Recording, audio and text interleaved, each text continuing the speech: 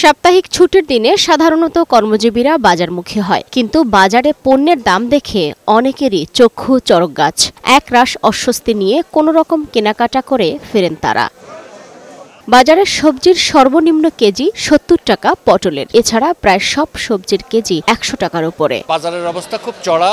মানুষের এখনকার যে পরিস্থিতি, মাসেরও শেষ, পয়সা কড়ির অবস্থা অনেকেরই খারাপ, যার কারণে বাজার এত চড়া হলে মানুষ কিনতে চাচ্ছে না, ফিরে যাওয়ার চিন্তা ভাবনা করছে। যদিও পণ্য সরবরাহ কিছুটা বেড়েছে বলে দাবি ব্যবসায়ীদের।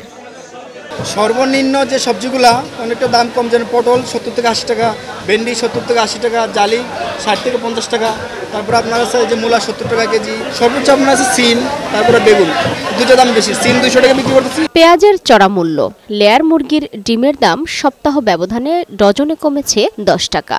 এই সপ্তাহে ১৩৫ টাকা বিক্রি করতেছি, ডজনের সপ্তাহে ১০ টাকা কমছে। আগের চেয়ে এখন বেচা কিনেও ভালো, এই দাম কমলে আমরা বেচা কিনে একটু ভালো হই।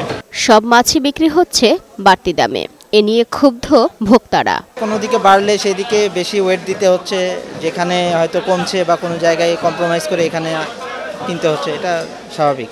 বাড়তি দামে বিক্রি হচ্ছে সব ধরনের মুরগি। ব্রয়লারের কেজি ১৮০ টাকা, পাকিস্তানি মুরগি ৩২০ টাকা, আর দেশি মুরগির কেজি ৬০০ টাকা। ব্রয়লার আগেও ছিল ১৭৫ থেকে ৮০ টাকা বিক্রি করতেছি, এখন একটু শুক্রবার তো এই জন্য বাড়তি, আর অন্য দিন মনে করেন ৭০ টাকা করে বিক্রি করি। সালমা জাহান মুক্তা, বৈশাখী সংবাদ, ঢাকা।